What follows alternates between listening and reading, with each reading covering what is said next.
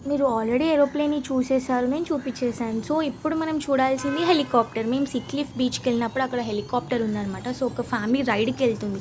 So, ఇంత beautiful మూమెంట్‌ని నేను capture చేయకుండా, మీకు చూపియకుండా నేను ఉంటానా? సో, ఉండను.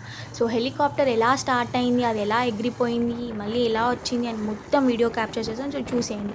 సో, చూసారా నాకైతే వాన పడినప్పుడు ఒక పురుగొస్తుంది కదబ్బా! ఎగురుకుంటూ నాకైతే అలానే అనిపిచ్చింది. కానీ హెలికాప్టర్ సౌండ్ మాత్రం చాలా పెద్దగా ఉంది. అండ్ అది పైకి వెళ్ళేటప్పుడు అండ్ ల్యాండ్ అయ్యేటప్పుడు మాత్రం చాలా అంటే చాలా ఫోర్స్‌బుల్‌గా నూకేస్తది.